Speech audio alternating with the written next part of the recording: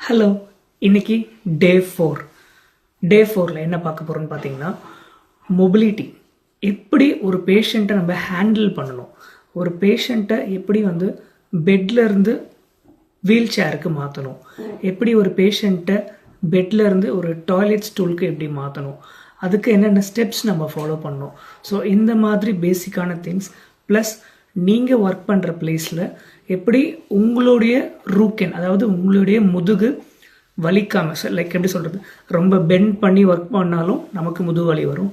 As a staff நர்ஸாக நம்ம ஜெர்மனியில் இன்னும் ஒரு 20-30 இயர்ஸ்க்கு அட்லீஸ்ட் 40 இயர்ஸ்க்கு நம்ம இங்கே ஒர்க் பண்ண போகிறோம். ஸோ நம்ம இப்போவே நம்மளுடைய பாடி போஸ்டரை மெயின்டைன் பண்ணாமல் நம்ம ரொம்ப குனிஞ்சு ரொம்ப நம்ம நம்மளுடைய போஸ்டருக்கு பெயின் வர மாதிரி நம்ம ஒர்க் பண்ணால் நம்மளால ரொம்ப நாள் ஒர்க் பண்ண முடியாது இல்லையா. ஸோ எப்படி நம்ம நம்மளை கம்ஃபர்ட்டாகவும் வச்சுக்கணும், அதே டைமில் பேஷண்ட்டுக்கான கேரையும் ப்ராப்பராக டெலிவரி பண்ணணும். ஸோ அதெல்லாம் பற்றி தான் இந்த 4th சாப்டரில் நீங்கள் பார்க்க போகிறீங்க. ஓகேங்களா. ஸோ அது மட்டும் இல்லாமல் ஆஸ் யூஷுவல் நான் இதுக்கான தேவையான முக்கியமான வெக்காபுலரிஸ் எல்லாமே ஒரு லிஸ்ட்டாக ப்ரிப்பேர் பண்ணியிருக்கேன். அந்த லிஸ்ட்டு வேணும்னா கமெண்ட்டில் 4ன்னு டைப் பண்ணுங்கள், நானே உங்களுக்கு டைரெக்டாக டிஎம் பண்ணுறேன். ஜெர்மன் படிக்கிற உங்கள் ஃப்ரெண்டுக்கு இந்த ரீலை ஷேர் பண்ணுங்கள், நீங்களும் சேவ் பண்ணி வச்சுக்கோங்க. நாளைக்கு பார்க்கலாம்.